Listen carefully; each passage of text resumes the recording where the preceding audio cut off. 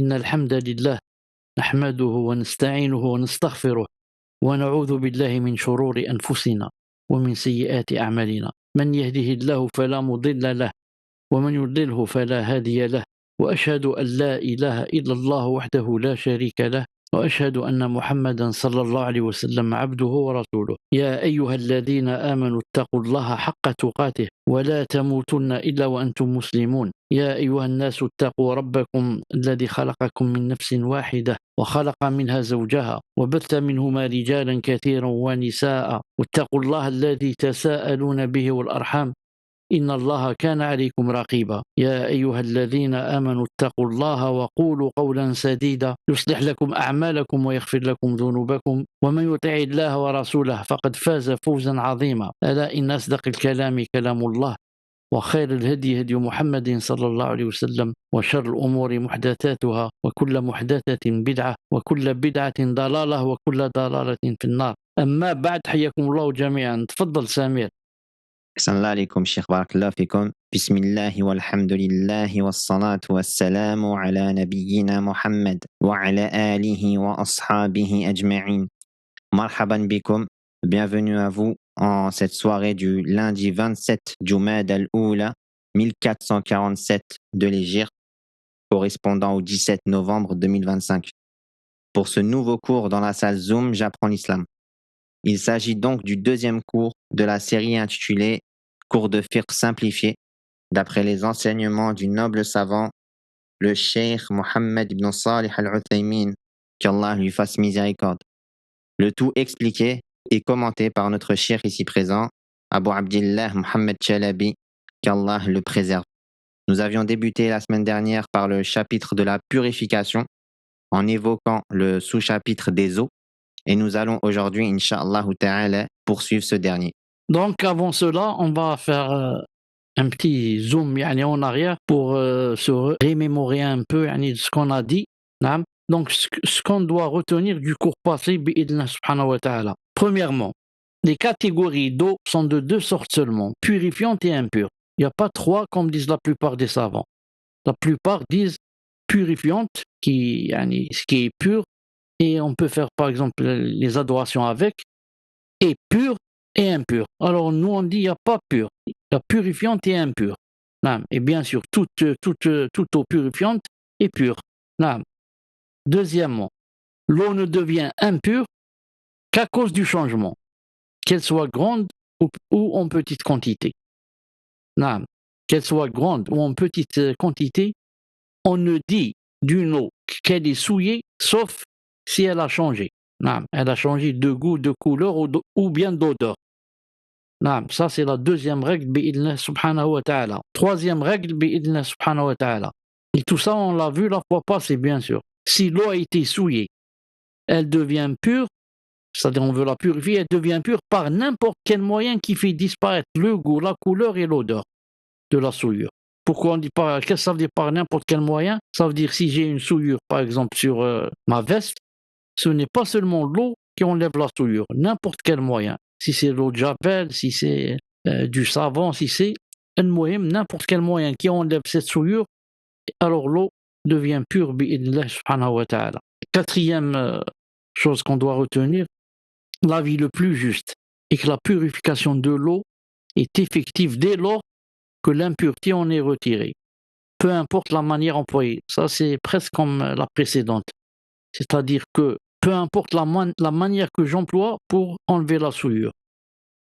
Dès que la souillure est enlevée, la purification a repris place bi'idna azza wa jal. Et la cinquième et avant-dernière chose qu'on doit retenir et qu'on a vu aussi, s'il doute de la pureté de l'eau ou bien de son impureté, il agit selon la certitude présente avant l'apparition du doute. Car la règle c'est, le doute n'enlève pas la certitude. Donc, si une personne doute de l'eau, si elle est pure ou elle n'est pas pure, il se base sur le jugement avant l'apparition du doute. Avant l'apparition du doute, comment quitter cette eau?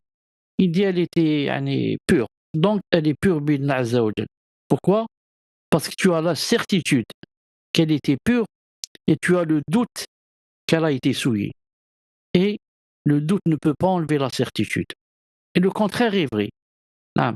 Tu sais que cette eau était souillée. Ensuite, maintenant, tu doutes. Tu dis, peut-être qu'elle est devenue pure. Peut-être qu'elle est maintenant pure.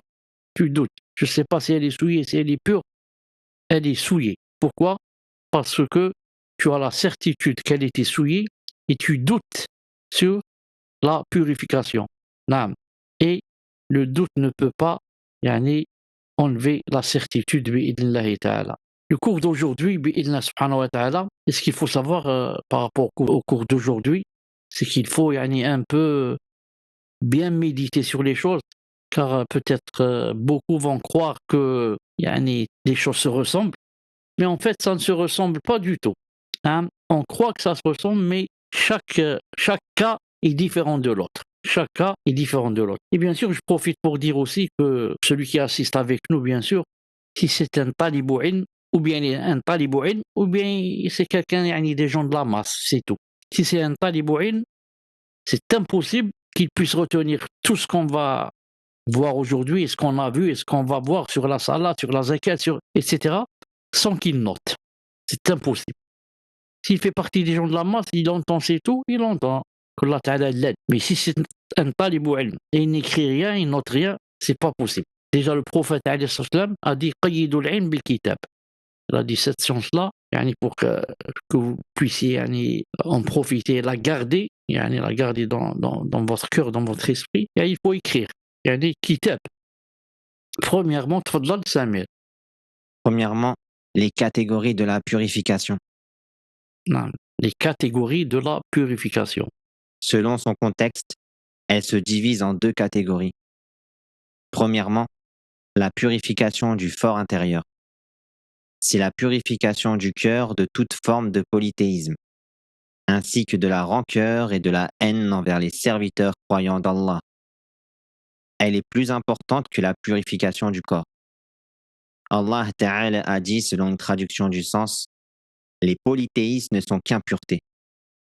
Et d'après Abu Huraira, radiyallahu anhu, le prophète sallallahu alayhi wa sallam a dit, certes, le croyant ne devient jamais impur, rapporté par Al-Bukhari et Muslim. Donc, la purification, tahara, cela dépend de quel côté on voit la purification. Elle se divise par exemple, premièrement, d'après son contexte, elle se divise en deux catégories. Premièrement, la purification du fort intérieur, la purification de notre nefs. C'est la purification du cœur, de toute forme de polythéisme. Ainsi, par exemple, que de la rancœur et de la haine, de la médisance, de ceci, de cela, envers les serviteurs et les croyants d'Allah subhanahu wa ta'ala. Et cette purification est plus importante que la purification du corps. On peut être pur du corps et s'être bien lavé, avoir lavé les cheveux avec le shampoing, etc. Mais le cœur, il n'est pas pur. Mais le cœur est impur. Pourquoi? Parce que, par exemple, ça contient du shirk, ça contient de l'hypocrisie, ça contient c'est pour ça que Allah Ta'ala a dit Innamal mushrikouna najs. Les polythéistes ne sont qu'impureté. Les mushrikoun, les kuffars, ne sont pas purs. Pourquoi? Ils sont impurs, najas, souillés. Qu'est-ce que ça veut dire souillés? Souillés de cœur, pas de corps. De corps, Allahu a'lam. Ils peuvent être souillés, ils peuvent ne pas l'être. Mais dans tous les cas, les kuffars sont souillés de quoi? De cœur. De cœur. Quelle est la preuve que c'est de cœur et pas de corps? La preuve, c'est que quelqu'un, un musulman, un croyant, peut se marier avec une chrétienne.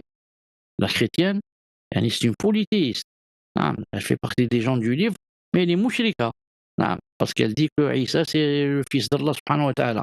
Mais il peut se marier avec elle. Et si elle était impure, de corps, comment qu'il va la toucher, comment qu'il va s'approcher d'elle, etc. Donc, de corps, elle est pure.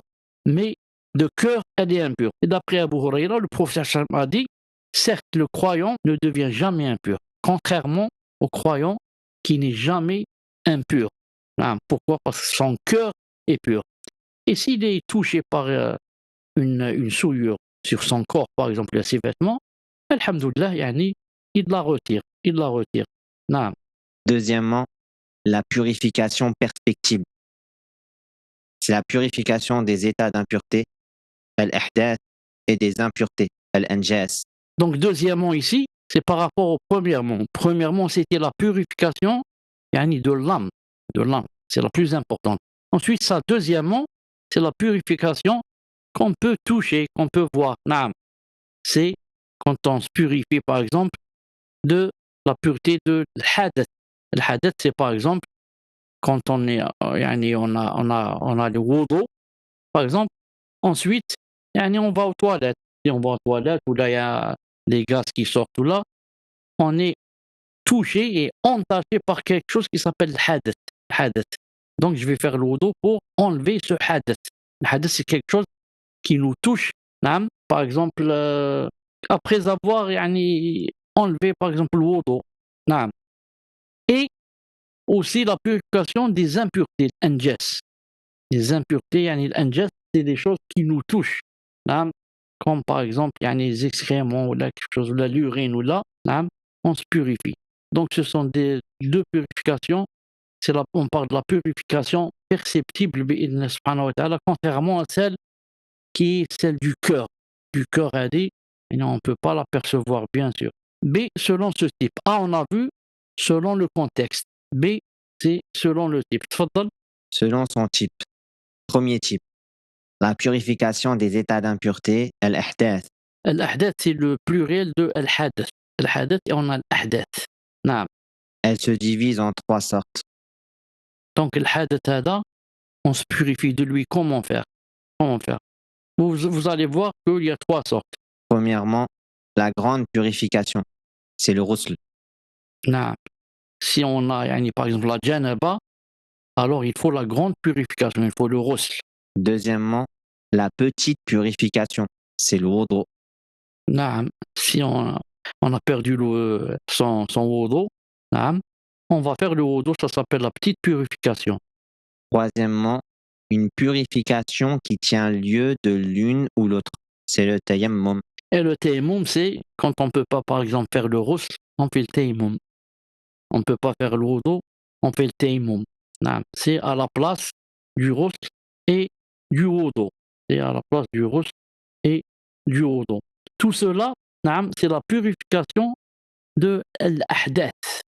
L'ahdath. L'ahdath, ce sont des choses qui nous sont arrivées. On a fait la janaba, on a besoin du ghusl, on a fait des gaz, on a besoin de wudu, naam. Et ensuite, le tayammum, c'est yani, à la place du ghusl et à la place du wudu, quand c'est pas possible de faire ces deux choses. Naam. Deuxième type, la purification des impuretés, al-khabath. Et en haut, on a dit l'anjas. Ici, on a dit al-khabath. Comme ça s'appelle en arabe. Naam. On a al-hadath et l'ahdath et on a al-khabath. Naam. Tfaddal. Elle se divise en trois types. Premièrement, la purification par le lavage. Khabath. Naam. L'anjas, c'est la souillure, par exemple, qui touche yani, notre corps ou nos vêtements. Comment on la purifie? Premièrement, la purification par le lavage. On va laver yani, ce vêtement ou là, la partie du vêtement où il y a la souillure. Deuxièmement, la purification par l'essuyage. Naam. Il y a des choses qu'on essuie seulement, naam, et on n'a pas besoin, par exemple, de laver. Naam. Et troisièmement, la purification par l'aspersion légère. c'est comme, par exemple, la charia fait la différence entre l'urine du garçon et l'urine de la fille si yani, les deux n'ont pas encore mangé. Si ils sont toujours yani, sous allaitement. Naam. Ils boivent seulement yani, le lait de la poitrine de leur mère. Là, si quelqu'un d'eux yani, a uriné sur, par exemple, sur une personne, naam, alors on va voir si c'est un garçon ou si c'est une fille. Si c'est un garçon, on asperge, c'est tout. On asperge. Si c'est une fille, on doit laver le vêtement qui a été touché par son urine. Naam. Et la charia a fait la différence ici entre le garçon et la fille parce qu'autrefois, surtout autrefois, c'était connu que, même peut-être de nos jours, hein, quand quelqu'un, par exemple, il a un garçon et une fille, si tout le temps, yani, le garçon qui, par exemple, il le prend avec lui à la mosquée, il le sort avec lui, il est tout le temps sur son giron, sur... Donc, yani, il fait beaucoup plus pipi que la fille. La fille, peut-être, elle est à la maison ou là. Donc, la charia a dit, yani, une petite aspersion légère, ça suffit au lieu de laver tout le vêtement. Au lieu de laver tout le vêtement. Naam. Deuxièmement, les différentes sortes d'eau pure et purificatrice. Premièrement, l'eau de la pluie. Allah Ta'ala a dit, selon une traduction du sens, il fit tomber sur vous de l'eau du ciel afin de vous purifier. Donc, on commence par l'eau de la pluie. Hein?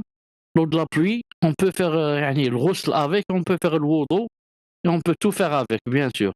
Deuxièmement, tfaddal. L'eau de mer. D'après Abu Huraira, radiallahu anhu, qu'Allah l'agrée, un homme interrogea le messager d'Allah, sallallahu alayhi wa sallam, et dit, ô messager d'Allah, nous voyageons en mer et nous emportons avec nous une petite quantité d'eau. Si nous faisons nos ablutions avec, alors nous aurons soif. Pouvons-nous faire les ablutions avec l'eau de mer? Le messager d'Allah sallallahu alayhi wa sallam répondit, son eau est purificatrice et les créatures mortes qu'on y trouve sont licites.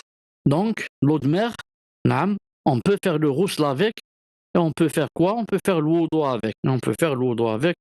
Pourquoi? Parce que c'est une eau yani, purificatrice, bi'idna azza wa jal. Il a dit, alayhi salam, son eau est purificatrice. Ici, regardez ça avant ce qu'ils ont dit. On lui a posé donc la question au prophète sallallahu alayhi wa sallam, est-ce qu'on peut faire le wudu avec l'eau de mer? Non. Il a répondu sallallahu alayhi wa sallam, son eau est purificatrice, c'est-à-dire vous pouvez faire le wudu. Et il a ajouté quoi? Et les créatures mortes qu'on y trouve sont licites.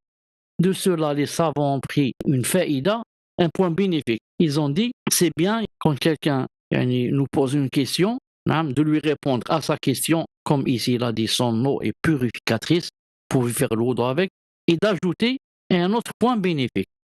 Car les sahaba ont demandé seulement par rapport au wudu. Et lui, alayhi salam, il a répondu au wudu, il a ajouté un autre jugement que vous pouvez manger les créatures qui meurent dans la mer. Ensuite, quand il a dit les créatures mortes qu'on y trouve sont licites, ça c'est à deux conditions. Bien sûr, la première condition, qui est par exemple cette chose qu'on a trouvée morte dans l'eau de mer, c'est-à-dire elle est toujours mangeable. Parce que des fois, si ça fait maintenant 6 mois ou là 8 mois ou là 1 an qu'elle est morte, elle flotte toujours dans l'eau, peut-être que là, ça a une mauvaise odeur, etc. Elle est bien sûr, on n'en parle pas. Et la deuxième des choses, il faudrait que la créature qui est morte dans l'eau de mer, il faudrait que ça soit une créature qui vit dans l'eau de mer. C'est pas une créature qu'on appelle peut-être amphibie, qui vit dans l'eau et qui vit sur la terre. Si c'est comme ça, on ne peut pas. Je prends par exemple le crocodile. Le crocodile, il peut vivre dans la mer, mais il vit aussi sur terre. Il reste des heures et des heures sur terre. S'il meurt, on ne peut pas le manger. Pourquoi? On ne peut pas dire que c'est un animal de la mer. Il faudrait que ce soit un animal qui ne vit que dans la mer. Tfaddal. Barakallahu fikum, Cheikh Hassan Allah alaykum. Donc, troisièmement, l'eau des rivières. Allah Ta'ala a dit, selon une traduction du sens, et il a soumis pour vous les rivières. Dans les rivières, on peut faire le wudu avec l'eau d'une rivière et on peut aussi faire le ghusl avec. Peut-être quelqu'un va dire oui, mais l'eau de la rivière, c'est plein de terre et c'est jaune, etc. C'est jaune ou là c'est bleu ou là peu importe. El Mohim, c'est une eau de rivière. On peut faire le wudu avec, on peut se laver avec. Allah subhanahu wa ta'ala qui a créé cette eau et qui sait qu'elle se mélange avec de la terre, etc. Et il a dit dans sa sharia qu'on pouvait faire les ablutions avec et le ghusl. Naam. Quatrièmement, l'eau des puits. D'après Abu Sa'id al-Khudri, radiallahu anhu, qu'Allah l'agrée, il fut dit, ô messager d'Allah, faisons-nous les ablutions avec l'eau du puits de Bouda'a. C'était un puits où l'on jetait les linges menstruels, les morceaux de viande de chien et des choses répugnantes. Le messager d'Allah sallallahu alayhi wa sallam répondit, l'eau est purificatrice, rien ne peut la rendre impure. Allah al-Azim. Donc, les eaux des puits, et on a demandé au prophète alayhi salam, est-ce qu'on peut faire les ablutions avec l'eau depuis un certain puits qui s'appelle Bouda'a. Bouda'a.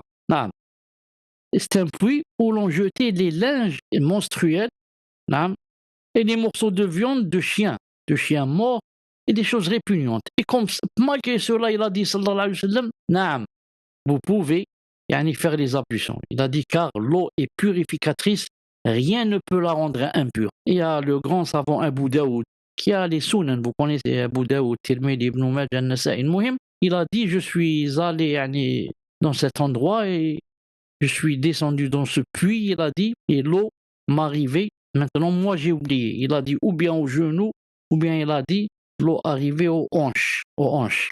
Le doute vient de moi. Non. Donc, les eaux des puits, à la base, Inch'Allah Ta'ala, elles sont purificatrices. Non, les eaux des puits. Tfaddal. Cinquièmement, l'eau de la neige et de la grêle qui descend du ciel. D'après Abu Huraira, radiallahu anhu, qu'Allah l'agrée, le messager d'Allah, alayhi salatu wassalam, se taisait entre la prononciation du takbir et la récitation. Il dit, je pense qu'il a dit, un court instant, alors je lui dis, que mes parents soient à rançon. Ô messager d'Allah, que dis-tu dans ce silence entre le takbir et la récitation? Le prophète, sallallahu alayhi wa sallam, quand il rentrait dans la salat, il faisait takbir, Allahu Akbar. Ensuite, il y avait un silence. Ensuite, il commence à lire. Abu Huraira radiallahu ta'ala a voulu savoir qu'est-ce qui se passe dans ce silence. Et que dit le prophète sallallahu alayhi wa sallam dans le silence? Naam. Alors, il répondit sallallahu alayhi wa sallam, voilà ce que je dis. Ô Allah, éloigne de moi mes péchés comme tu as éloigné l'Orient de l'Occident.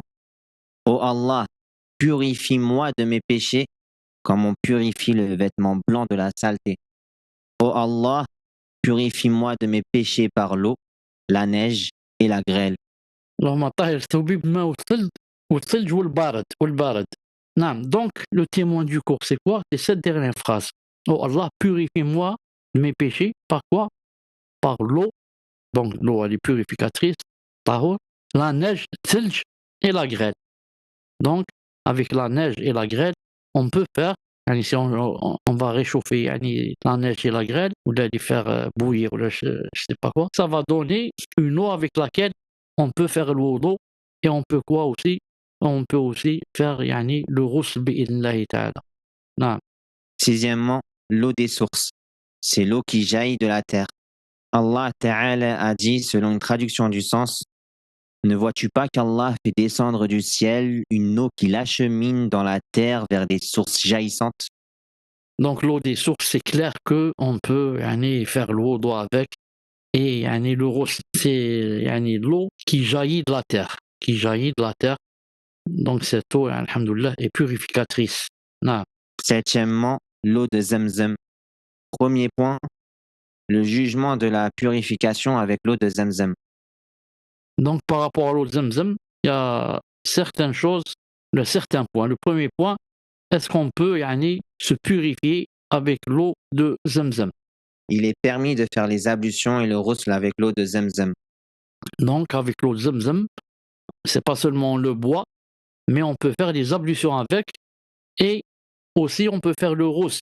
Naam. En effet, d'après Ali radiallahu anhu, le prophète sallallahu alayhi wa sallam demanda un récipient d'eau de Zamzam, en but et en fit ses ablutions.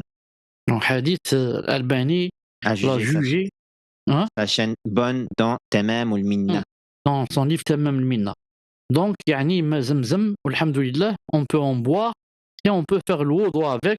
Et d'ailleurs, le prophète sallam, une fois il a bu, il fit ses ablutions avec. Et si on peut faire ses ablutions avec, on peut faire le ghusl avec. Une petite parenthèse ici par rapport à Ma Zamzam. Beaucoup, lorsqu'il se base sur le hadith que Ma ou Zamzam, lima shuriba lah, c'est-à-dire que c'est d'après Ma Zamzam, pourquoi on l'a bu, c'est avec quel niya, c'est-à-dire certains ont cru ou la croient que, donc avant cela, avant de boire de l'eau Zamzam, je fais des doua par exemple. Je dis par exemple, Ya Allahumma shfini min maradi. Ya Allah, guérissez-moi de ma maladie. Par exemple, enrichissez-moi, je suis pauvre. Ya Allah, guidez mes enfants, Ya Allah. Alors tout ça, c'est pas vrai. Là, tout ça, c'est pas dans la sunna. Dans la sunna, mais Zamzam, quand tu le bois, c'est un niya qui est dans le cœur. Tu ne dis aucune phrase, Allahumma, sauf si tu dis Bismillah. Bismillah avant de boire. Mais de faire une doua comme ça avant de boire, ce n'est pas dans la sunna bi'inna azza wa jalla. La sunna, c'est juste ici de pourquoi on a bu ça, c'est quoi l'intention qui se trouve dans le cœur bi'inna ta'ala. Fadal. Deuxième point, le jugement de retirer de l'impureté avec l'eau de Zamzam. Maintenant, on a vu que yani, le ma Zamzam, on le boit, on peut faire des ablutions avec. Maintenant, quel est le jugement par rapport, est-ce qu'on peut enlever une souillure avec? J'ai une souillure sur yani, mon qamis, est-ce que je peux l'enlever avec de l'eau Zamzam? Il est permis d'enlever une impureté avec l'eau de Zamzam, et ce pour les raisons suivantes. Premièrement, aucune preuve ne vient interdire son utilisation pour ôter l'impureté. Donc, il est permis yani, d'enlever la souillure avec ma Zamzam. Avec ma Zamzam. Quelle est la preuve? Premièrement, il n'y a aucune preuve qui interdit cela. Celui qui dit non, on ne peut pas, c'est interdit. Ça, c'est ma Zamzam. Alors, donne-moi une preuve, un verset ou un hadith qui dit qu'on ne peut pas. Donne la preuve. Ma Zamzam, on peut le boire, mais on peut faire wudu avec. Vous avez vu le hadith. Donc, c'est une eau purificatrice. Et comment on ne peut pas enlever la souillure avec? Deuxièmement, Abu Dhar, radiallahu anhu, utilisa l'eau de Zamzam pour enlever le sang que les Quraysh lui avaient causé lorsqu'ils le lapidèrent. donc Abu Dhar radiallahu ta'ala anhu, yani, a utilisé l'eau Zamzam pour enlever le sang, pour laver aussi le sang qui a été causé par les Qurayshites. Naam. Troisièmement, Asma bint Abi Bakr lava son fils Abdullah ibn Zubayr, radiallahu anhum, lorsqu'il fut tué et que son corps fut démembré avec l'eau de Zamzam, en présence des compagnons et d'autres, et aucun d'eux ne la désapprouva. c'est un consensus des Sahaba, parce que les Sahaba ont vu Asma bint Abi Bakr en train de laver son fils Abdullah ibn Zubayr lorsqu'il fut tué avec l'eau de Zamzam. Avec l'eau de Zamzam. Et tous les Sahaba étaient présents et aucun n'a désapprouvé cela. Ce qui montre que c'est permis yani, de l'utiliser même pour yani, enlever yani, la souillure et la najasa. Naam. Huitièmement, l'eau chauffée. Premier point, le jugement de l'eau chauffée par le soleil. Naam, l'eau chauffée, des fois, elle est chauffée par le soleil et des fois par nous-mêmes. Premier point, quel est son jugement quand elle est chauffée par le soleil? Il est permis de se purifier avec l'eau chauffée par le soleil sans aucune réprobation. Et cela pour les raisons suivantes. Premièrement, l'eau chauffée par le soleil reste incluse sous l'appellation eau. Et les preuves affirmant le caractère purificatoire de l'eau l'englobent donc. Elle n'en sort que par une preuve. Donc l'eau chauffée, c'est toujours une eau. C'est l'eau, seulement elle a été chauffée. Donc elle n'a pas perdu son caractère, comme quoi yani, elle est purificatrice. Et celui qui dit non, elle l'a perdu, il faut un délit. Montre-moi un délit qui dit que le soleil yani, enlève le caractère de la purification de l'eau. Et ça, c'est pas possible, bien sûr. Deuxièmement, le principe de base est l'absence de réprobation. C'est ce que j'ai cité maintenant. Yani, c'est ça le principe de base. L'eau, elle est toujours eau jusqu'à ce que vienne un délit qui va dire que ce n'est plus de l'eau. Or, l'eau est chauffée par quelque chose de pur. Il n'y a donc aucune cause à la réprouver. L'eau a été chauffée par quoi? Par le soleil. Est-ce que le soleil, les rayons du soleil, quand ils nous touchent, nous, est-ce qu'on devient souillé? On ne devient pas. La même chose quand ces rayons touchent l'eau. Donc, elle est purificatrice. Troisièmement, aucun hadith authentique ni athar n'est parvenu concernant la réprobation de l'eau chauffée par le soleil. Donc, il n'y a aucun dalil, comme on a dit ici, ni hadith, ni athar des sahaba ou bien des tabi'in, qui dit que si l'eau est chauffée par le soleil, elle devient impure. Deuxième point, l'eau chauffée par une chose pure.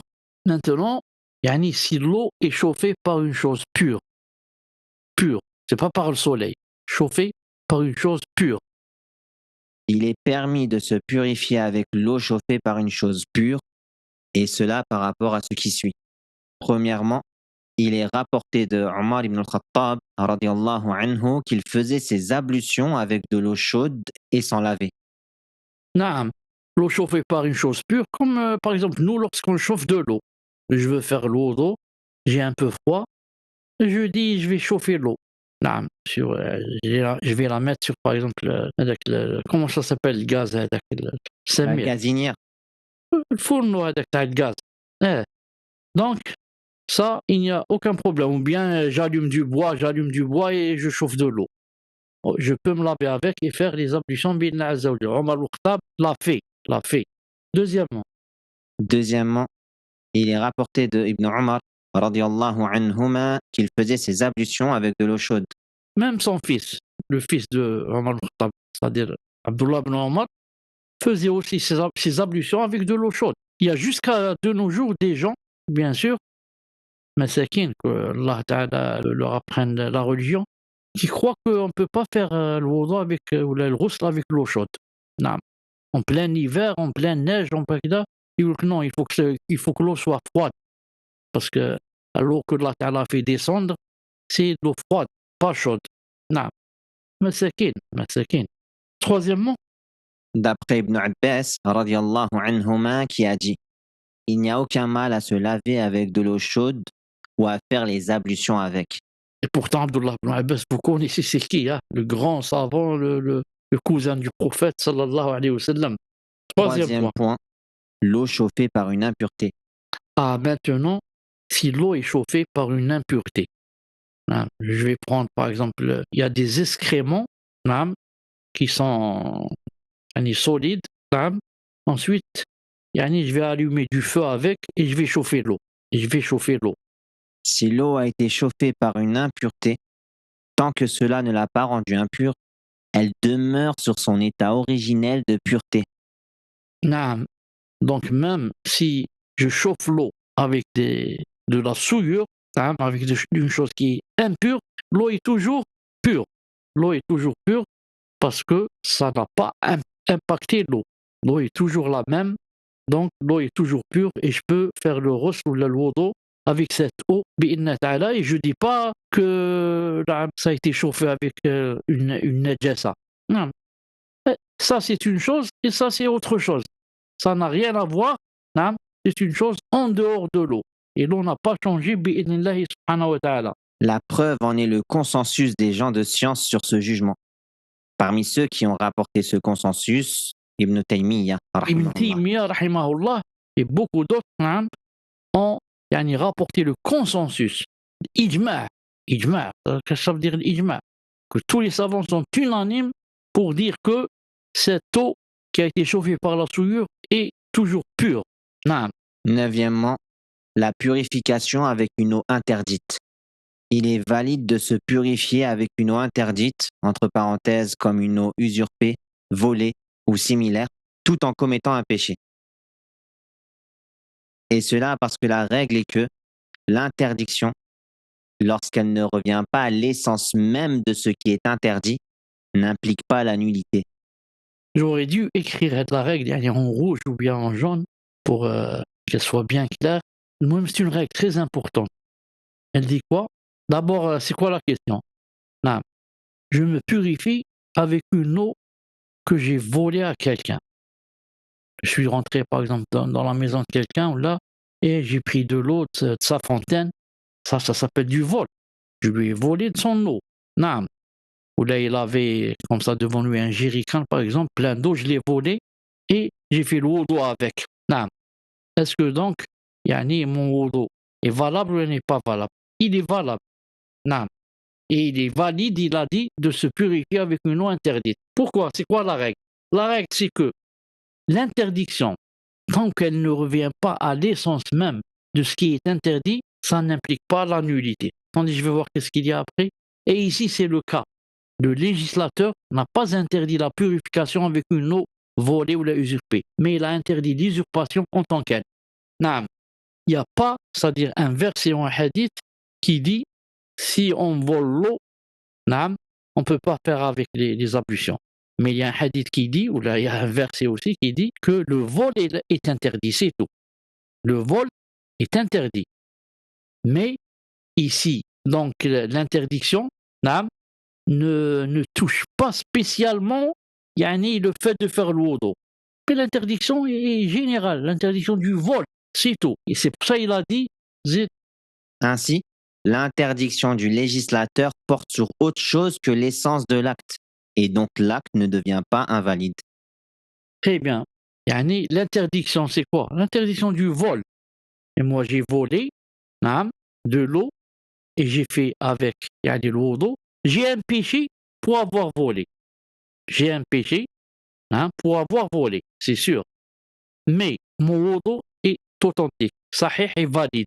Pourquoi? Parce qu'il n'y a rien qui interdise comme ça, clair, qui dit qu'il ne faut pas faire le wudu avec quelque chose de volé. Je peux donner quelque chose qui ressemble à cela. Qui ressemble à cela. Non. Par exemple, beaucoup disent que pendant le ramadan, non, par exemple, si quelqu'un jeûne, non, s'il fait la médisance, par exemple, on va lui dire ton jeûne est nul. Pourquoi? Et pas dire parce que tu as fait la médisance, et la médisance c'est un péché, c'est un grand péché, et tu l'as fait pendant le ramadan. Donc ta journée est nulle. Et ça aussi c'est faux. Pourquoi? Parce qu'il n'y a pas un verset ou un hadith qui dit celui qui médit, fait la médisance pendant le jeûne, son jeûne est nul. Mais il y a un verset ou un hadith qui dit que la médisance c'est un grand péché, c'est tout. C'est la même chose ici. Donc si je médis pendant le ramadan, là, pendant le jeûne, j'ai fait un grand péché. Mais mon jeûne est toujours valable. C'est clair, c'est un mythe. Naam, ou bien le hajj avec de l'argent interdit. Voilà, ou bien je vais faire le hajj avec de l'argent interdit. Naam. Mon hajj est valable parce qu'il n'y a pas un verset au hadith qui dit qu'il ne faut pas faire le hajj avec de l'argent interdit. Mais j'ai un péché yani, parce que mon argent est interdit. Ou bien aussi, par exemple, je vais prier naam, sur une terre maghsouba, usurpée. J'ai pris à quelqu'un un morceau de terre. Je l'ai pris de force. Parce que je suis, par exemple, je ne sais pas qui, yani, j'ai les moyens, naam, et je lui prends de force un bout de terre. Naam, un morceau de terre, ou un terrain, un petit terrain, ça devient ma propriété, je construis une maison. Je vais prier hein, dans cette maison, sur ce morceau de terre que j'ai pris de force, usurpé. Est-ce que ma prière est valable? Pas valable. Pourquoi? Il n'y a pas quelque chose qui dit c'est interdit de prier sur une terre usurpée. Mais il y a des versets, des hadiths qui disent que l'usurpation est haram. C'est un grand péché. Mais il n'y a pas spécialement pour la salade. La salade sur une terre usurpée. Tfadal. Barakallah fikum, cher. Donc, Fika 10e point, l'eau mélangée ou modifiée par une impureté. On a une eau qui a été mélangée ou bien qui a été modifiée par une impureté. Premièrement, lorsque l'eau est altérée par une impureté, lorsque l'eau rencontre une impureté et que celle-ci modifie l'un de ses attributs, goût, couleur ou odeur, alors cette eau devient impure, qu'elle soit en petite quantité ou en grande quantité. Ça, on l'a vu dans le cours passé. Naam, on a bien insisté dessus. Que toute eau, naam, qui a été entachée par une impureté, naam, on va voir cette impureté, est-ce qu'elle a fait changer l'une des trois choses, le goût, la couleur ou l'odeur. Si elle a fait ça, elle a fait changer le goût, la couleur ou l'odeur, alors cette eau devient impure. Pourquoi? J'ai dit deux conditions. Ce qui a touché cette eau, c'est une impureté, une souillure, wahda. Et deuxièmement, ça a changé yani, le goût, la couleur ou l'odeur. Donc, elle devient impure, qu'elle soit en petite quantité ou qu'elle soit en grande quantité. Qu'elle soit en petite quantité ou en grande quantité. Bien sûr, dans la grande quantité, je dis ici parce que ça a changé son goût, sa couleur et son odeur. Mais si ça change rien, ça reste toujours yani, pur. Prenez l'exemple de la mer. La mer. Est-ce que si quelqu'un yani, va nager et en même temps, yani, par exemple, il va uriner et beaucoup le font. Ou bien il va faire les sels même. Est-ce qu'on va dire que l'eau de mer, donc la mer, est devenue souillée? Impossible. Non, on ne peut pas dire cela. Pourquoi? Parce que ça n'a changé ni son goût, ni sa couleur, ni son odeur. Non. C'est pour ça qu'on dit qu'il faut que ça altère une des trois choses. Sinon, ça reste toujours pur, même si la souillure est tombée dedans. L'unanimité sur ce point a été rapportée par Shafi'i, Ibn al-Mundhir, Ibn Abdil Barr, Ibn Qudama Ibn Taymiyyah. Les savants sont unanimes pour dire cela. C'est-à-dire, on n'a pas ceux qui ont divergé et qui ont dit non, elle devient impure. Voilà, Deuxièmement, c'est venu ici et je ne savais pas. Tfadal. deuxièmement, l'eau abondante lorsqu'elle rencontre une impureté. Si l'eau est abondante et en grande quantité, elle devient impure que si elle est altérée. Comme ce que je viens de dire maintenant par rapport à la mer, par exemple. L'unanimité a été rapportée par Ibn Jarir, Ibn al-Mundhir, Ibn Hazm, Ibn Abd al-Barr, Ibn Taymiyyah, qu'Allah leur fasse miséricorde. Troisièmement, l'eau courante lorsqu'une souillure y tombe. L'eau, elle se divise en deux. Des fois, il y a l'eau courante, comme l'eau par exemple de la rivière ou l'eau de la source. Et il y a l'eau stagnante, hein, comme l'eau d'une mare, par exemple. Il y a une mare, hein, et il y a de l'eau à l'intérieur. Cette eau est stagnante, elle ne bouge pas, hein, sauf qu'il y a du vent ou là. Et là, on va parler d'abord de l'eau courante, comme l'eau par exemple d'une rivière. Hein. Si l'eau est courante et qu'une impureté y tombe, elle devient impure que si elle est altérée. Hein. Et la plupart du temps, si elle est courante, elle ne peut pas devenir altérée. C'est l'avis choisi par Ibn Qudama et Ibn Taymiyyah, et il y a consensus à ce sujet. Ijma', hein. La preuve, d'après Abu Huraira radiallahu anhu, le messager d'Allah alayhi salatu wassalam a dit que nul d'entre vous n'urine dans une eau stagnante qui ne s'écoule pas, puis s'y lave. Donc le hadith du prophète sallallahu alayhi wa sallam sahih, Bukhari et Muslim, qu'est-ce qu'il a dit? Que nul d'entre vous, attention, personne d'entre vous, hein, n'a le droit d'uriner dans une eau stagnante qui ne s'écoule pas. Ensuite, il va se laver avec cette eau.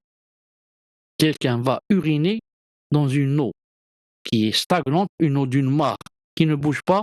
Ensuite, il va se laver avec cette eau. Premièrement, le prophète sallallahu alayhi wa sallam a fait une distinction entre l'eau stagnante et l'eau courante dans son interdiction de s'y laver et d'y uriner. Donc le prophète sallallahu alayhi wa sallam a interdit d'uriner et de se laver avec quelle eau?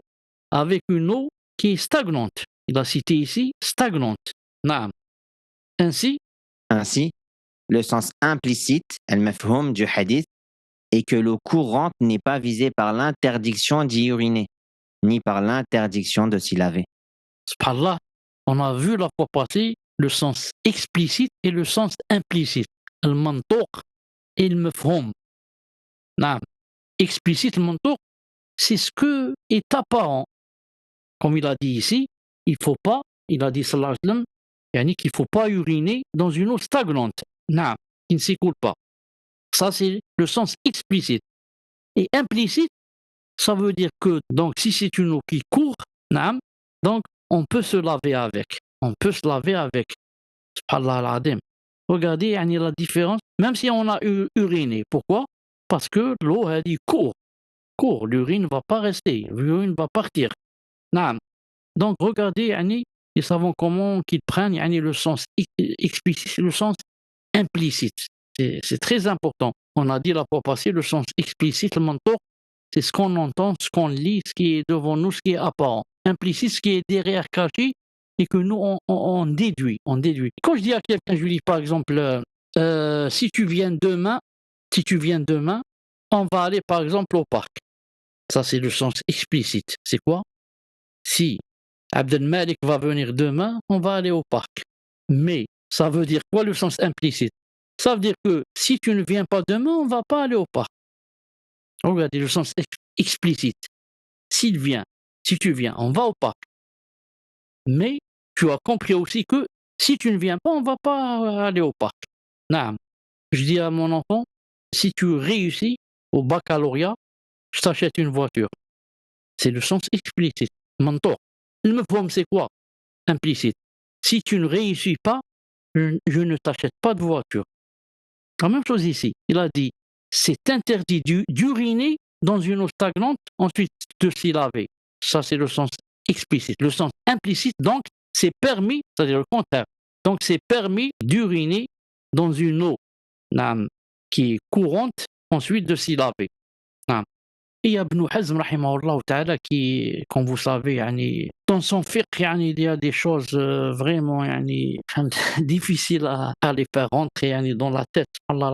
Il a dit lorsque le prophète sallallahu alayhi wa sallam a dit que nul d'entre vous n'a le droit d'uriner dans une eau stagnante, ensuite de s'y laver, il a dit, mais par contre, je peux uriner par exemple dans un récipient, ensuite de le jeter dans cette eau stagnante et ensuite de me laver avec cette eau.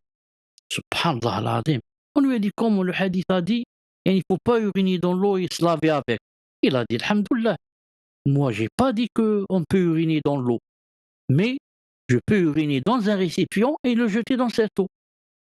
Allah al-Musta'an, Allah al-Musta'an. En fait, quand je vais uriner dans un récipient et je vais le jeter dans cette eau stagnante, ça ne change rien, c'est toujours le même effet. Ça veut dire qu'il y a l'urine qui est dans cette eau qui est stagnante, donc si je vais me laver avec, je vais me souiller. Naam. Mais lui, il dit non. Il dit le hadith, on doit se tenir à ce qu'a dit seulement le hadith, lettre par lettre. Le hadith a dit, n'urinez pas dans l'eau stagnante. Et moi, alhamdoulilah, je n'ai pas uriné dans l'eau stagnante, j'ai uriné dans un récipient. Donc, le jugement a changé. Et bien sûr, tous les savants n'ont pas accepté cet avis. Et lui-même, rahimahullah ibn Hazm, dit par exemple dans le hadith que celle qui ne s'est jamais mariée, celle qui est célibataire, si on vient lui demander la main, qu'a dit le hadith? Il a dit, le fait qu'elle se taise, c'est ça son consentement. Idnuha sukutuha. Il a dit, si on lui demande, par exemple son père lui demande, voilà, est-ce que tu as accepté le prétendant qui est venu, tu l'acceptes? Il a dit, si elle se tait, ça veut dire que c'est son consentement. Parce que autrefois, la fille ne peut pas parler comme ça avec son père, il lui dit, j'accepte, ou là il me plaît, ou là, c'est pas comme de nos jours, là, de nos temps, il n'y a plus de pudeur, il n'y a plus l'al-Musta'an. Al-Muhim. Donc son consentement, c'est quoi? C'est si elle se tait. Ça suffit qu'elle se taise. Et par contre, si ça lui plaît pas, c'est sûr qu'elle va parler, elle va dire non, ou là quelque chose comme ça, ou là elle va s'énerver, ou là elle va pleurer, ou là. Non. Même quand elle pleure, si elle va pleurer, son père lui dit, est-ce que tu acceptes? Et ils ont dit, si elle a des larmes aux yeux, ils ont dit, c'est pas un délit. Ils ont dit, on va voir ses larmes. Si les larmes sont chaudes, ça veut dire que des larmes de colère, elle n'a pas accepté. Donc si les larmes sont froides, ça veut dire elle a pleuré de joie. Non, pas de tristesse. Ou là. Al-Muhim. Donc Ibn Hazm, dans ce hadith, qu'est-ce qu'il a dit? Il a dit, si on lui demande, est-ce que tu as accepté? Et qu'elle dit oui, j'ai accepté. Il a dit, alors ce n'est pas valide. Allah al-Musta'an, subhanallah. Le hadith, pourquoi?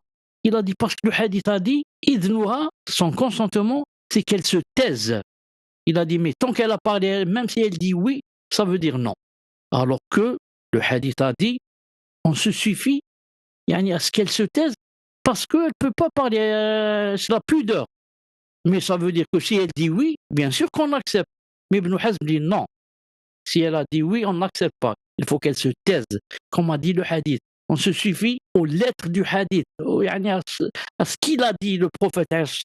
On n'ajoute pas, c'est-à-dire que Ibn Hazm ne prenait pas du sens implicite. Pour lui, il n'y a pas de mafhum. Il y a seulement le mantoq, il y a seulement le sens explicite. Al-Muhim. نكملوا إن شاء الله تعالى. Barakallahu fikum, Cheikh Ahsanallahu alaykum. Deuxièmement, le principe de base est la pureté originelle de l'eau courante.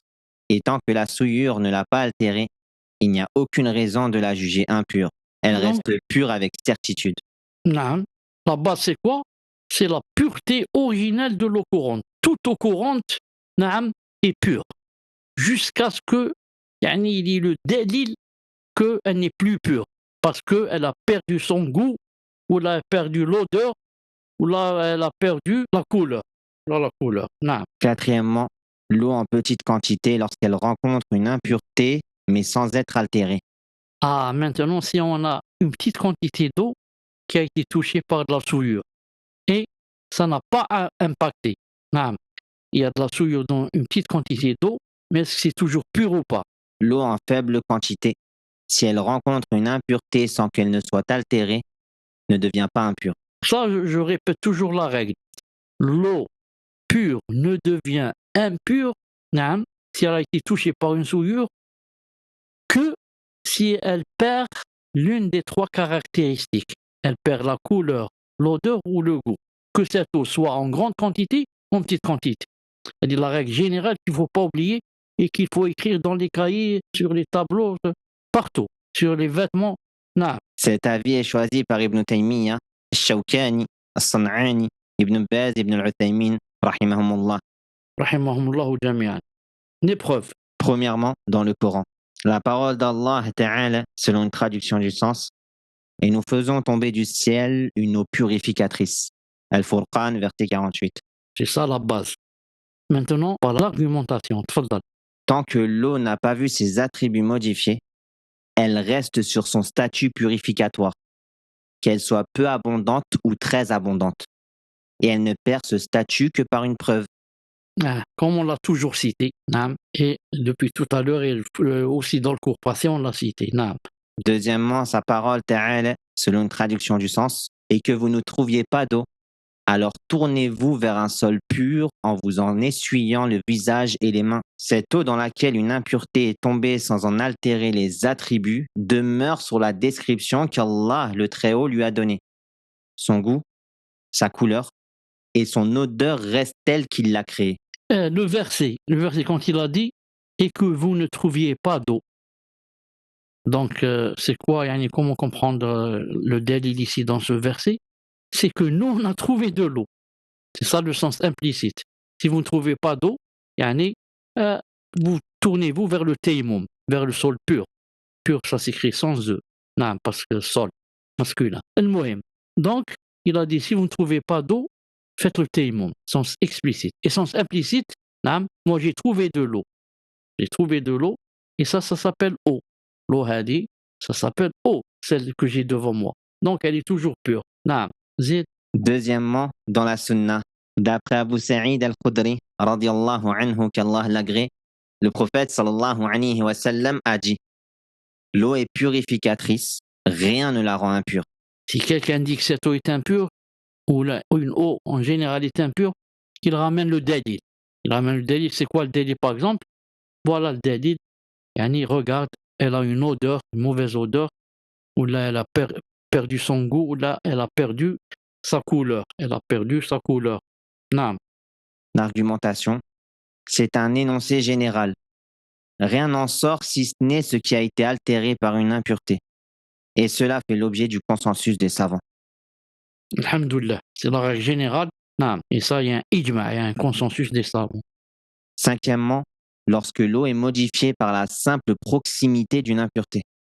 Maintenant, si on a une eau pure, ensuite devant elle, à proximité d'elle, il y a une souillure, naam, et l'eau a été modifiée, naam, soit par exemple la couleur ou la... Si l'odeur de l'eau change en raison de la proximité d'une impureté, c'est-à-dire sans mélange direct, cela ne lui retire pas son caractère purificatoire. Subhanallah. Donc, s'il y a de l'eau pure et à sa proximité, il y a une souillure et ça a donné une odeur, naam, à cause de cette impureté qui est yani, proche d'elle. Malgré cela, elle reste pure. Elle reste pure. On va voir ici, c'est le dalil ou là on passe à autre chose. Naam. Car ce qui est modifié par simple voisinage, sans contact réel, n'affecte pas l'eau. La substance même de l'impureté ne s'est pas transmise à l'eau. Naam. Est-ce que yani, la souillure elle s'est transmise à l'eau? Non.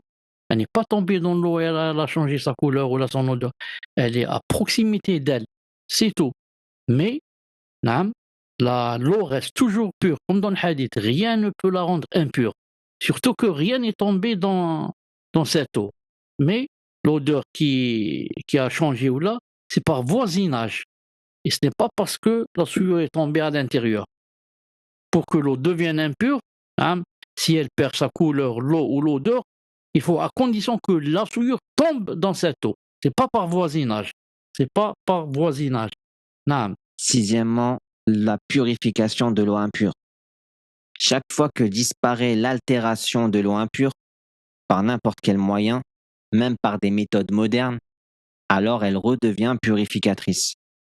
Il n'y a aucune différence entre une petite quantité ou une grande quantité. Ça, on l'a cité plusieurs fois. Naam.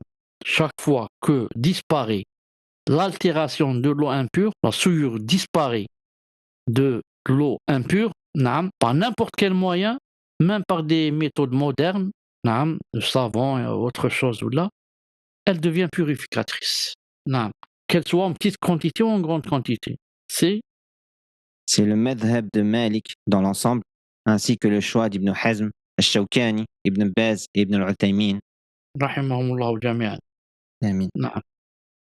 Donc, c'est pas obligé que ce soit l'eau qui enlève yani, la souillure, comme on l'a dit. La deuxième section, l'eau mélangée à une substance pure. Premièrement, l'eau mélangée à une substance pure non miscible. Donc, maintenant, j'ai de l'eau. Ensuite, ça a été mélangé avec autre chose que l'eau, mais cette chose est pure. Si c'est de la souillure, là, on a parlé de la souillure. Maintenant, si c'est quelque chose de pur, qui a été mélangé avec l'eau que j'ai devant moi, mais quelque chose de pur, je vais voir, est-ce que cette chose pure, naam, c'est quelque chose de miscible ou non? Miscible, ça veut dire, yani, qui va se confondre et se mélanger avec yani, mon eau et se confondre avec elle. Naam. Sinon, c'est quelque chose qui, malgré qu'elle tombe dans l'eau, mais yani, elle ne va pas se mélanger avec cette eau. Elle ne va pas fondre dans cette eau. On va voir des exemples. Bon, donc premier cas, l'eau a été mélangée à une substance, mais qui ne fond pas dans cette eau, qui ne fond pas. Naam. Si l'eau est altérée par de l'huile ou par des morceaux de camphre ou d'ambre et par toute chose qui ne se dissout pas dans l'eau ni ne s'y décompose, alors l'eau reste purificatrice. C'est l'avis des Hanafites, des Shafi'ites, des Hanbalites, ainsi qu'un avis chez les Malikites. naam, donc quelque chose de pur qui est tombé dans l'eau, et cette chose, c'est une chose qui ne se décompose pas, il ne fond pas dans l'eau. Regarde, même l'huile. Si l'huile est tombée dans mon eau avec laquelle je voulais faire l'eau, naam, l'eau reste toujours pure. Pourquoi? Parce qu'elle de l'huile ne fond pas, il ne se dissout pas avec cette eau. Ne se mélange pas, elle reste juste en haut. Elle va monter à la surface, je prends une cuillère, j'enlève cette huile et je fais l'eau d'eau. Pourquoi? Parce que la chose qui est tombée, premièrement, elle est pure et deuxièmement, c'est une chose qui ne se dissout pas dans l'eau. Donc l'eau reste, Inch'Allah, toujours pure. Et cela pour les raisons suivantes. Premièrement, le critère est la persistance de l'appellation eau. Or, la substance pure non miscible ne lui retire pas cette appellation. Non. Donc là-bas, c'est tant qu'elle s'appelle eau, on peut toujours yani, faire l'eau d'eau avec et c'est une eau pure. Et ce qui est tombé ici ne lui a pas retiré cette appellation. Elle s'appelle toujours eau. J'ai l'eau ici et de côté, yani, j'ai de l'huile ou la l'ombre ou là qui ne se dissout pas et que je peux enlever et faire l'eau d'eau avec. Deuxièmement, Deuxième argument. ces éléments ne se mélangent pas réellement à l'eau. L'huile, par exemple, flotte à sa surface. Le changement provoqué n'est donc qu'un changement par proximité, non par mélange. La substance ne s'est pas intégrée à l'eau. Et le changement par simple proximité ne retire pas le caractère purificatoire. Subhanallah, on a vu yani, il y a 2 minutes que le changement par proximité, le changement par proximité, même si par proximité, c'est de la souillure qui a fait changer par exemple l'odeur, on a dit ça reste toujours purificatrice. L'eau reste toujours yani tahour ou alhamdulillah. Pourquoi? Parce que c'est par proximité. La souillure n'est pas tombée dans l'eau. L'odeur, maintenant il y a de l'odeur dans cette eau à cause de la souillure, mais qui n'est pas tombée dans cette eau, mais par proximité. Donc elle reste toujours quoi? Elle reste toujours yani pure. C'est un peu comme quelqu'un qui rentre à la maison dans ses vêtements, son manteau là, qamis ou là, il y a l'odeur de la cigarette. L'odeur de la cigarette, en fin de compte, j'ai pas fumé. Mais parce que j'étais dans un bus ou là, donc ça n'altère rien. Ça n'altère rien. La même chose ici. Alors si c'est de la souillure et qui a fait changer l'un des aspects de l'eau, mais par proximité, pas parce que c'est tombé dedans, ça reste toujours pur. Alors qu'en est-il maintenant si c'est quelque chose qui n'est pas souillée, qui a fait changer mon eau, mais par proximité aussi. Donc c'est yani, par prépondérance que ça reste toujours pur, bi'idhnillah subhanahu wa ta'ala. Il n'y a aucune différence entre ce qui est séparé de l'eau ou directement en contact sans s'y mélanger. Comme par exemple, yani, l'huile ou la qui est tombée à l'intérieur, il n'y a aucune différence entre ça, naam, et ce qui est séparé de l'eau. Naam. Deuxièmement, l'eau mélangée à une substance pure dont il est difficile de la préserver. Lorsque l'eau est altérée par quelque chose dont il est difficile de la préserver, alors elle reste purificatrice, de manière générale. L'épreuve, Donc ici, c'est quoi le jugement? Si une eau a été altérée, mais par quelque chose de pur, mais dont il est difficile de la préserver, alors l'eau reste toujours pure. Voilà l'épreuve. Premièrement, l'ijma'. le consensus a été rapporté par Ibn Rushd, Ibn Qudama et Ibn Taymiyyah. Deuxièmement, Cette eau entre toujours dans l'appellation eau de manière absolue. cette eau s'appelle toujours de l'eau. Cette eau s'appelle toujours de l'eau, mais il y a des choses pures yani, qui sont tombées à l'intérieur et dont je ne peux me préserver. Troisièmement, ces éléments sont des choses dont l'eau ne peut, en général, être préservée et dont il est difficile de se prémunir. S'en passer engendrerait une gêne, cela est donc pardonné, tout comme la petite impureté pardonnée et comme le léger mouvement toléré dans la prière. Il y a des choses, yani, c'est très difficile de s'en préserver. Non, ce sont des choses yani, qui, enfin, si on va se préserver, ça va causer beaucoup de gêne. Par exemple, regardez, si par exemple on a une mare, une mare d'eau. On a dit que la mare d'eau, yani, l'eau est toujours purificatrice. Maintenant, il y a beaucoup de feuilles d'arbres qui sont tombées dans la mare. Avec le vent a ramené beaucoup de feuilles. Ils sont tombés dans la mare et la mare maintenant, à cause de ces feuilles, ça fait maintenant 1 mois ou 2 mois que les feuilles sont dans cette mare. Ça a donné maintenant une couleur verte. Une couleur verte à cette eau. Naam. Est-ce qu'on peut se préserver? Yani, on va enlever toutes ces feuilles yani, et on va dire que khlas, elle est impure parce qu'elle a perdu la couleur? Non, ça reste toujours pur. Naam. Ce sont des choses yani, dont on peut se préserver et si on veut s'en passer, ça va engendrer une gêne. La même chose comme la petite impureté. Naam. La petite impureté, elle est pardonnée. Est-ce que nous, je vais vous citer un exemple très clair. Est-ce que nous, par exemple, quand on fait, par exemple, on fait les selles, par exemple, et on va se laver. Nous, alhamdoulilah, on se lave. Hein. On ne parle pas des kuffars qui ne se lavent pas, c'est juste avec des papiers. Alhamdoulilah. Le muhim, on se lave. On se lave bien, on fait le maximum pour se laver. Est-ce que yani, quelqu'un peut être sûr à 100%, de façon jurée par Allah le Tout-Puissant, que son épouse est divorcée s'il reste une petite impureté yani, qu'il n'a pas vue ou qu'il n'a pas pu enlever? Il ne peut pas. Parce que peut-être qu'il y a toujours une petite impureté qu'il n'a pas enlevée et qu'il n'a pas vue. Non. Regardez par exemple le léger mouvement dans la prière. Dans la prière, par exemple, tu fais un petit mouvement, par exemple, pour te gratter les cheveux, ou la tête, ou là pour te gratter la barbe, ou là pour quelque chose qui t'a piqué, pour gratter l'endroit où ça t'a piqué. Tout ça, normalement, on ne le fait pas dans la salade, mais c'est toléré. Pourquoi? C'est des choses légères dont on peut s'en passer. La même chose ici pour l'eau, qui, quand on vient de citer, si elle a été mélangée à une substance dont il est difficile de préserver. Troisièmement, l'eau altérée par le simple fait de rester longtemps. L'eau altérée par le fait de demeurer longtemps dans un récipient ou dans un lieu reste purificatrice par l'accord des 4 écoles juridiques. Et il y a un consensus sur ce point. Allah.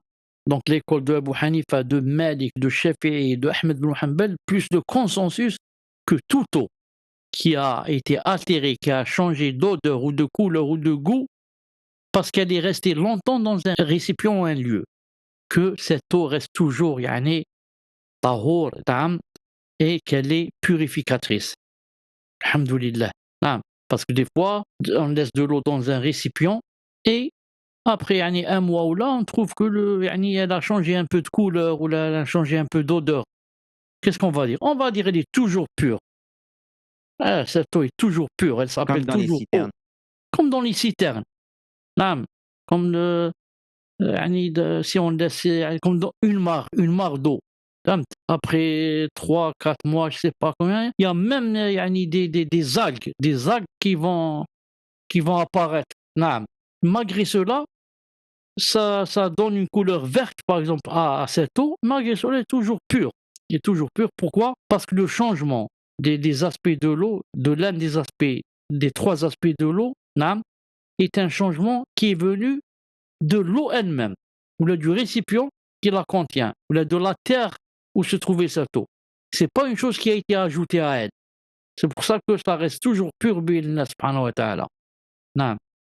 D'après Abdullah ibn Zubayr, d'après son père, radiyallahu anhuma, qu'Allah les agrée, nous sortîmes avec le messager d'Allah sallallahu alayhi wa sallam en montant vers Uhud. Puis le messager d'Allah alayhi salatu wa sallam ordonna à Ali ibn Abi Talib de rapporter la grande pierre creuse, al-Mihras. Il apporta alors de l'eau dans son récipient en cuir. Le messager d'Allah sallallahu alayhi wa sallam voulut en boire, mais trouva qu'elle avait une odeur. Il la trouva répugnante et l'utilisa pour laver le sang qui était sur son visage. نعم. Alhamdulillah. Donc, le prophète sallallahu alayhi wa sallam lui-même, on lui a ramené une eau. Il a trouvé qu'elle avait une odeur, donc il n'a pas voulu en boire, mais quand même il utilisa pour laver le sang qui était sur son visage. Et pourquoi elle avait une odeur? Parce qu'elle a changé à cause elle était restée beaucoup, ou là longtemps, dans ce récipient en cuir. Naam. Mais elle était toujours pure, la preuve, il s'est lavé et son visage avec. Il ne va pas se laver avec de l'eau souillée. Naam. Quatrièmement, l'eau altérée par du sel. Le sel ne retire pas à l'eau son caractère purificatoire. C'est l'avis choisi par Ibn Taymiyyah, Ibn Baz et Ibn al-Uthaymin. D'après Abu Huraira, radiyallahu anhu, le prophète sallallahu alayhi wa sallam fut interrogé au sujet des ablutions avec l'eau de mer. Il sallallahu alayhi wa sallam répondit: son eau est purificatrice et les créatures mortes qu'on y trouve sont licites. Or, il est bien connu que les eaux de mer sont salées. Il est donc permis à la personne de faire ses ablutions avec une eau salée, que le sel soit ajouté ou qu'elle soit salée de son origine. Que ce soit l'eau de mer, naam, ou que ce soit l'eau qu'on a à la maison, si on a mis du sel à l'intérieur et maintenant c'est devenu salé, c'est permis de faire l'eau d'eau avec et elle est toujours purificatrice. C'est comme l'eau de mer. L'eau de mer à la base est salée. Malgré cela, c'est une eau pure. Naam, et on peut se purifier avec. La même chose, l'eau qu'on a à la maison. Si on ajoute du sel et ça devient salé, c'est toujours permis. La preuve, l'eau de mer est salée et c'est permis. Donc, cette eau qu'on a à la maison aussi, c'est permis lorsqu'elle est devenue salée. Naam. Donc voilà, Inch'Allah Ta'ala, pour le cours d'aujourd'hui. Samir et Kamer, barakallahu fikum. Naam. Et tous ceux qui ont assisté avec nous aussi, barakallahu fikum. On se rencontre, Inch'Allah Ta'ala, dans le prochain cours. Tu as quelque chose à dire, Samir? Naam, cher. Je voulais ajouter un petit point, juste pour préciser, pour ne pas qu'il y ait de confusion. Ce que nous avons étudié aujourd'hui, ce n'est pas la parole du Cheikh Ibn al-Uthaymin, comme la semaine dernière. Ahsan. Jazakumullah khan, Cheikh. Ça, c'était un rajout que j'ai cherché comme ça à droite et à gauche et j'ai ramené ça bi'idna subhanahu wa ta'ala. Naam. Donc, subhanak Allahumma wa bihamdik, ashhadu an la ilaha illa ant, astaghfiruka wa atubu ilayk. Assalamu alaykum wa rahmatullahi wa barakatuh. Barakallahu fikum, Cheikh. Jazakumullah khan, Cheikh, ala hada Fika ad-dars. barakallah. Jazakumullah khan. Amin. Assalamu alaykum wa rahmatullahi wa barakatuh. Assalamu alaykum wa barakatuh.